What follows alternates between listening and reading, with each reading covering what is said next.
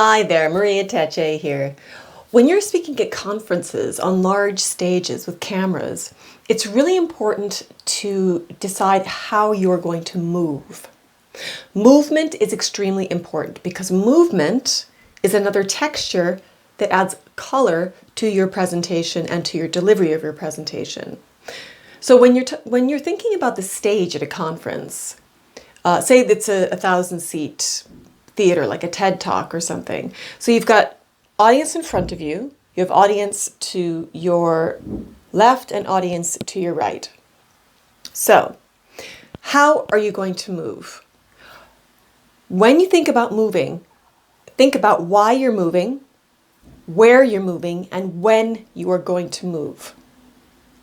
So I always think of it as a triangle, okay? You've got the front of the stage, you've got the back of the stage. If you're using a screen, most likely if it's a large conference, it will be above you, so you don't have to worry about being in front of it. So you want to spread the love. So you could start in the center. You start as you mean to continue. Boom, take center stage right away.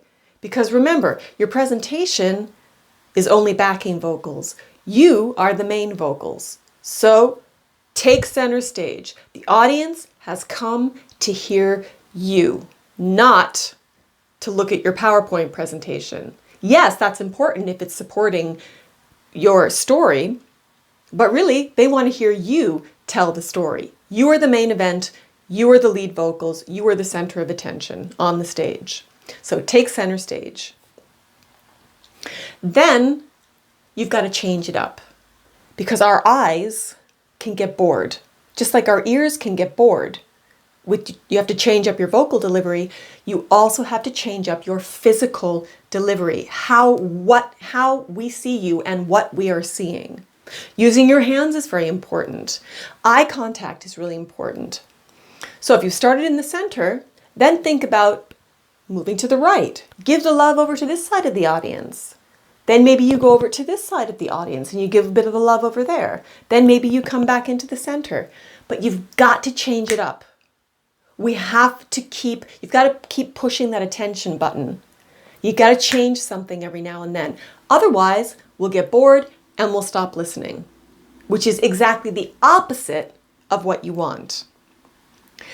Now, when you're moving around the stage, I often will let my eyes lead me. So if I'm going to move over to this side of the stage, then I will let my eye contact lead me over to this side of the stage. If I'm going to move over here, then I will let my eyes lead me, because that gives me a reason to move over to that side of the stage. Otherwise, you just end up moving like this, which is just a bit weird, and you don't want that to happen. So, why am I moving? Where am I moving? And how am I moving? Okay, so there's going to be different places in your story that will lend themselves to making a move. Maybe you move on to a new piece of information.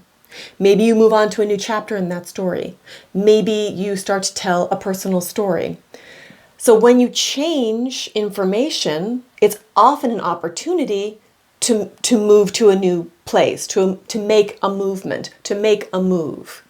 So your text can help you see places where you can move, and your movement will reflect the different parts of your story.